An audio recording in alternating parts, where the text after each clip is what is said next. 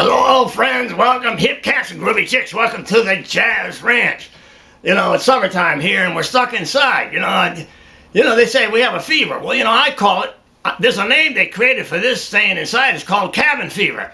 I've got it really bad. I went out the other day. Just one day I went out, and I ran into this cat. One of these cats with the long beard and the long hair. One of these hippie cats from the '60s. Anyway, I ran into him. I said, he used to carry around a sign that said, "It's the end of the world. Repent now before it's too late." He used to sit on the corner and, down on Main Street and State. I said, "Well, why aren't you down there now when we need you?"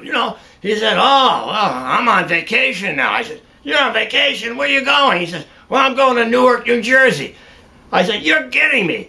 You're going to Newark, New Jersey? That's where the alter egos go for our conference." He says, "Oh, we're going there. You want to join me? I said, we can we can play horseshoes or something." Are you kidding me? He said, "Yeah, we can call ourselves the odd versus the id." I said, "Are you calling me an id? I'm not an id. I'm an alter ego. I'm not a super ego. I'm an alter ego." He said, "Yeah, who cares?" Anyway, I said, these guys is crazy. Anyway, what? Oh, here comes the KH. I got to split. Hello, friends. Welcome to the Jazz Ranch, hip cats and groovy chicks. I'm sorry about the alter dominant ego man. He does go to Newark, New Jersey, and he always hones in on my videos. But he does go to Newark, and he is not an id. He's not a super ego. He is an alter ego. So you might want to look that one up. Anyway, I have a special program for you this evening based on the genius of a great composer, Cole Porter, who wrote the words and the music to so many songs that we love. And here's two songs from both Can Can and High Society: True Love and It's All Right With Me. One is complex and one is simple. So I'm going to show you the scope of his genius. Here we go with Cole Porter's great compositions. Here we go. I recently watched the movie High Society, which featured Bing Crosby, Grace Kelly, and Frank Sinatra. It's a great musical. I watched the movie, of course, because you're stuck home now. And there were a number of great songs in that film, but particularly one of them was called True Love, which is really a simple tune, but perfectly composed by Cole Porter in words and music. And also, that same show featured another one of Cole Porter's tunes called It's All Right With Me. Now, it might have been in the original Broadway version because I didn't see it in the movie or hear it in the movie. But it's also more of a jazz tune, which jazz performers have been playing for years. And Ella Fitzgerald made a recording of it as well. So now I thought it'd be interesting to play both of those songs for you and break them down and show you how Cole Porter could write very simple and he could write very complex. And yet it's a genius level composition. So here we go now. We'll start out with It's All Right With Me, and then we'll talk later on about True Love.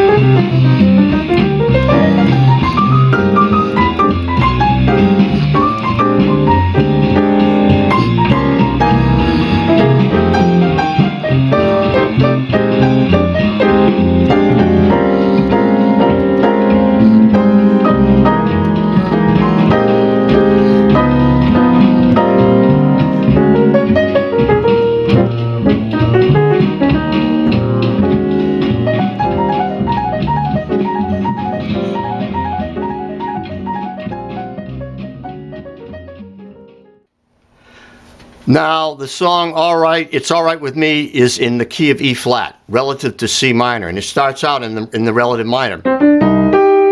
So it starts out in C minor, relative to E flat major.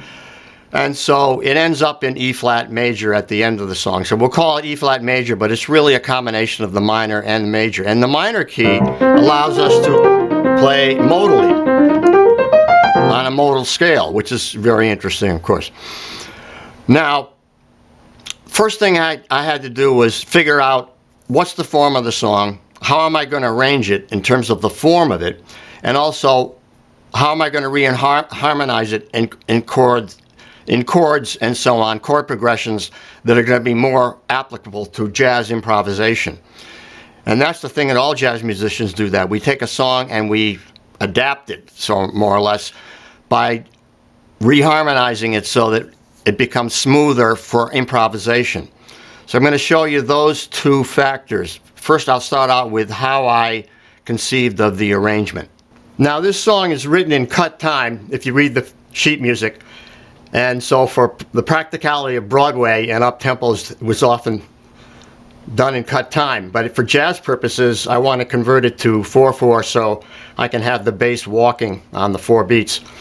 So it's an AABA with an extension on the end. Now, it's different from most songs because the A's are longer. They're 16 measures, but of course they're cut time, so they go by quicker. Now, each section is 16 bars, so you have AABA, and then you have an extension of 8 bars at the end. So I wanted each section to sound distinctly different from the one before it. In other words, so I started out with a 2-beat in the rhythm section for the first A, and then the second A, I went to a 4-beat. In other words, the bass is walking in 4, and I'm changing the position of where I'm playing. I'm playing up an octave, and I'm comping in the left hand rhythmically. So you'll see that, how I've changed and created variety throughout this long song to keep it interesting. So how do I make that interesting? Well, the first thing I did was I played the first A using mostly chords in the right hand.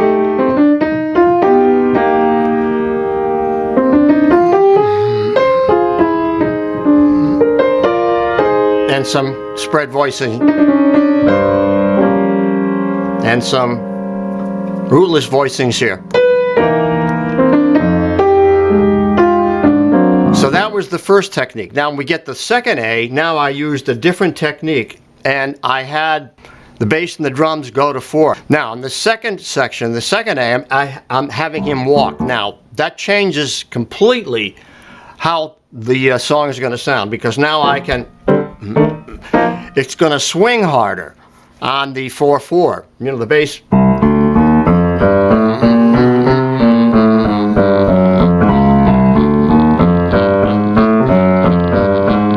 Now it's really swinging, so now I'm going to use a different way of comping. I'm going to put the melody up here an octave.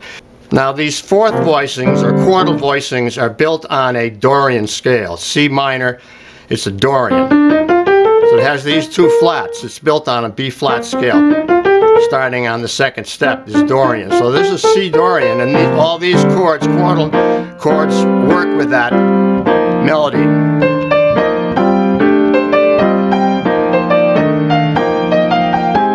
When I get to the F minor now, I want to voice it that way with the A flat. I want the A flat in the scale. And go to natural minor scale like that.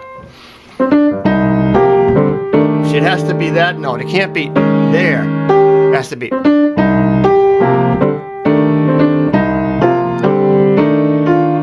Now I can go to that scale. Because now I'm on the F minor chord. You see, so for each important chord that you're playing in the melody, there may be a different, slightly different scale, And then I go to this. That's good. Now I'm on a D7 sharp 9, so now I have this scale.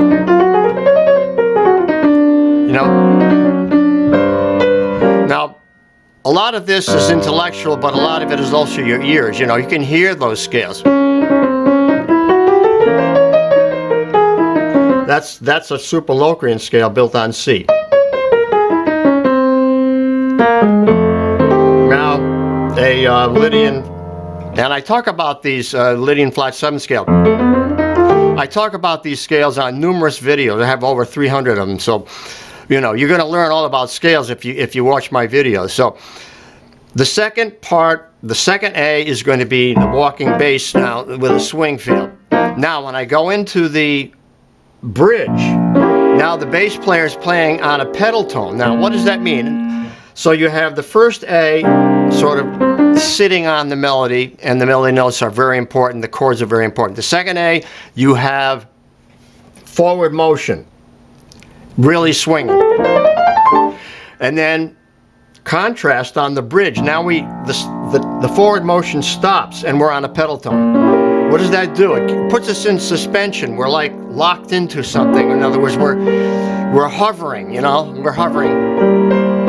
It's so interesting to have these not only melodic changes, but these rhythmic changes. Pedal tone.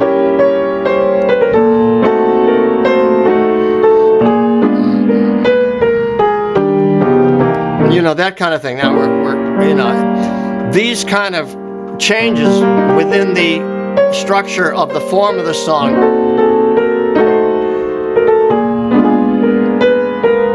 And I also did it with the, you know, with the locked hands. But the important thing is to understand the rhythmic aspect of it in the rhythm section. And then on the last 8, last 16.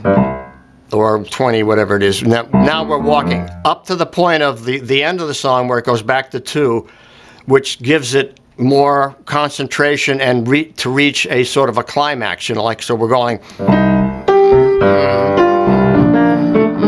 Now here.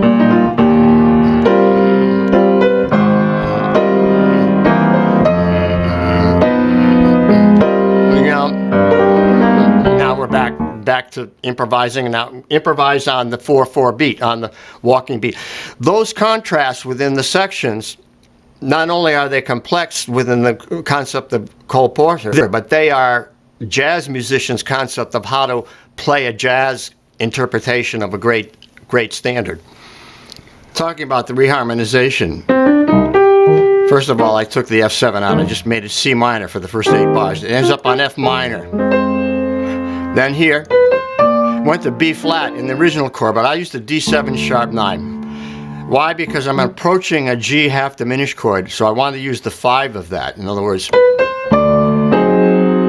sounds great, you know. There's the G, minor 7 flat 5, and then a C7 sharp 11 flat 9. And then the 2 chord in dominant 4. Then I used the tritone substitute here. Instead of a D minor to a G7, 2, 5, 1 into C minor, I used the A flat sharp 11.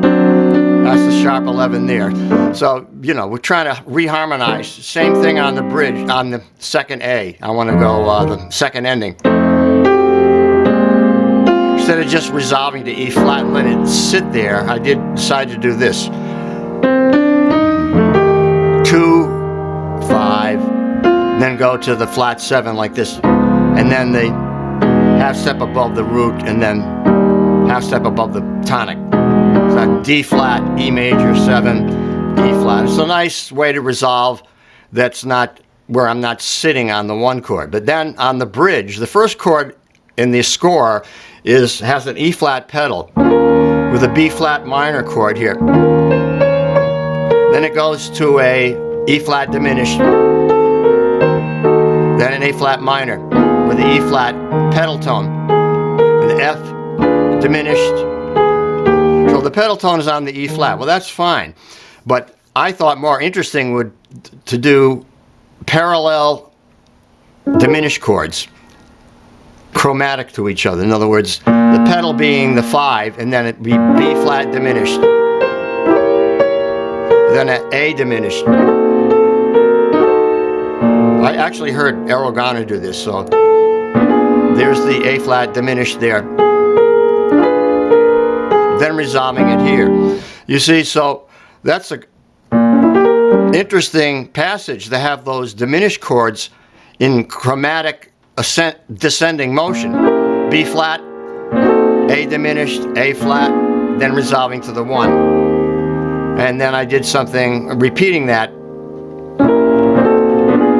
to the 2/5 back to the C minor, but I used a progression at the end of the first 8 bars, rather than sitting on the 1 again, I did a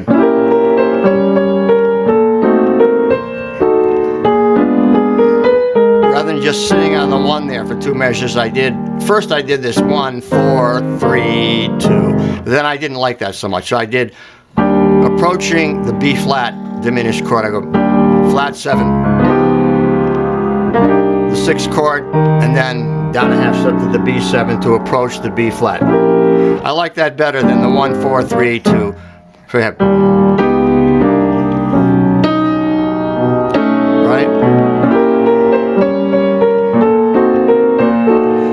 Now notice that I'm doing the locked hands position here on the head. So I'm doubling the melody note in the left hand. It works perfectly, like this.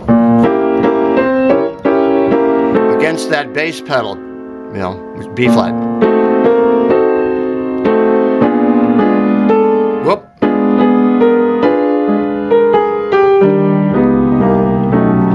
Again.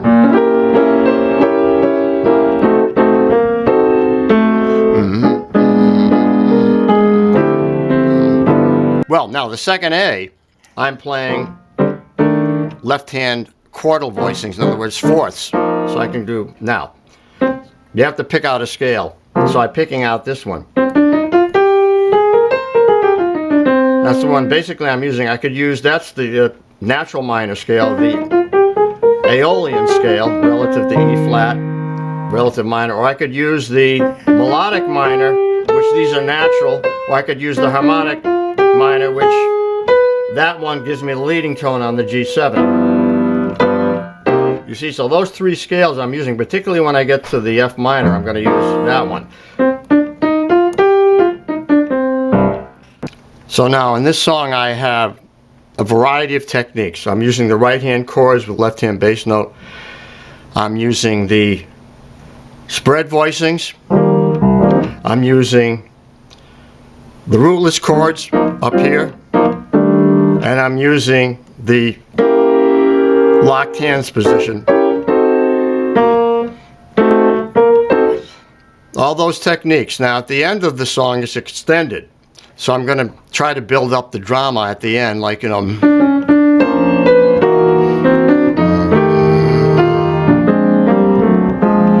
So I go into these big sounding chords. 4th voicings here, octaves and harmonization. And then a tritone substitute here. So you want to have dynamics, you know, throughout the song. You want to have, so the bridge gets a little softer, and then the last A section builds in drama to the end. You want to have that in all your arrangements. You want to have building of the intensity, and also building of the loud versus soft and soft versus loud. In other words, the dynamics. True Love is a beautiful piece, a beautiful work of art as a composition. It's very simple, yet Cole Porter really gets it perfectly. And I want to show you how I harmonized it, because I think the harmony is important in this one. And you know, the irony of this song in the movie is that it's being sung by Bing Crosby to Grace Kelly on their honeymoon, but it's a flashback, because the movie is taking place after she has divorced him and is going to marry another man the next day. So that sounds complicated, but if you saw the movie, you know what I'm talking about.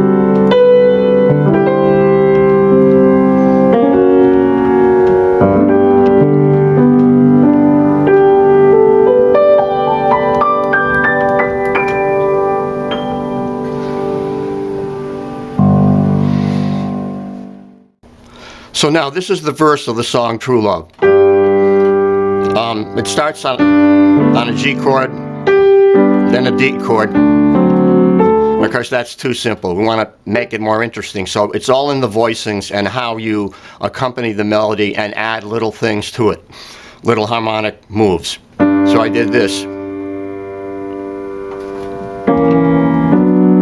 So I'm going to a major 7 there, you see.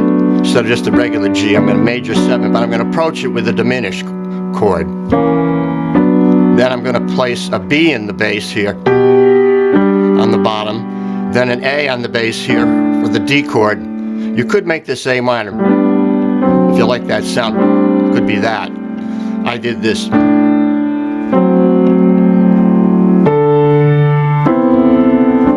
See, these little additions of harmony give it interest. Then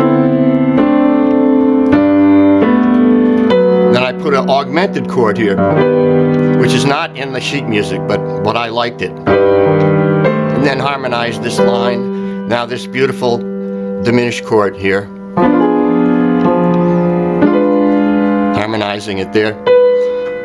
And then a D sus to a D7. Then it repeats.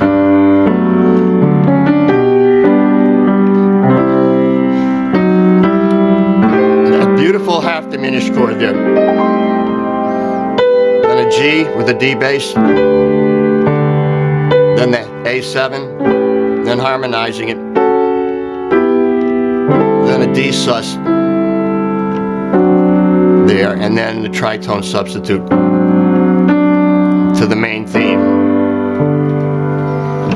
Okay, now the main theme of the song is this.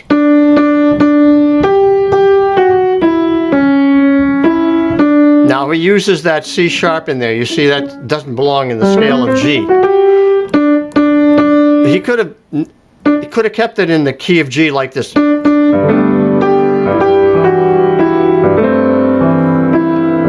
It's not as good, right? That tension there, or that chromatic note,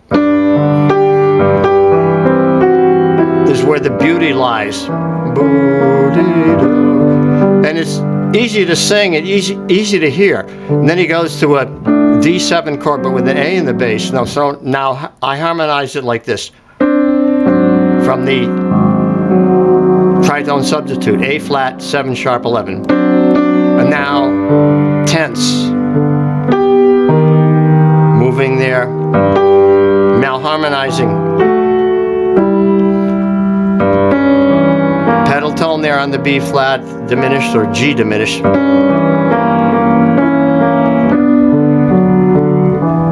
And then the A in the bass with the D7. Like that. And then here, this diminished chord, G diminished.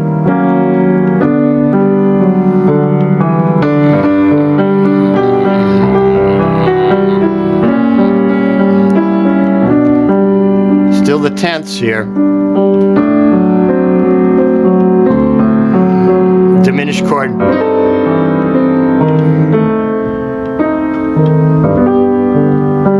Now, here we come to the bridge. This is an amazing thing. We end up on a G, which is the tonic.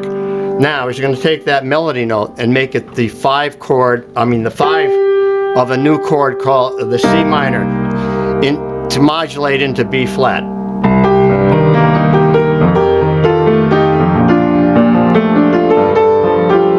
You see that? So it's a 2-5. It's beautiful to the 1 and B flat. And then this beautiful, you gotta have that E flat in there for the key. Right? For the E flat here. So it makes it a G augmented. 2. And then on the 1, make it dominant so it's gonna move. That's all it takes to get back to G again. D7, A flat, altered.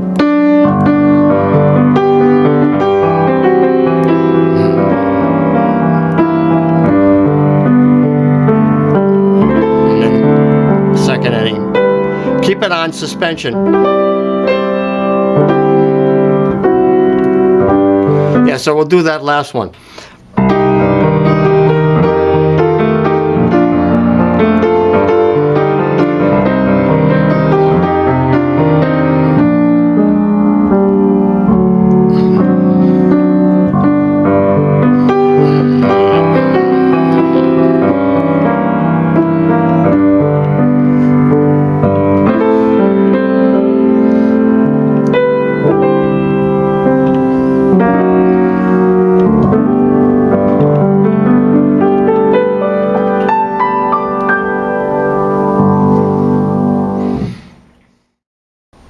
Signing off from the Jazz Ranch. Thanks so much for joining me. Please write to me. I love to hear from you. You know, I will answer all comments and emails if you give me time. It might take a month, you know, like just keep writing to me if you don't hear from me, and I will write. And just give me the time. And until next time, I'll say, be safe, be smart, be cool, but also spread kindness, and of course, swing loose. Bye-bye.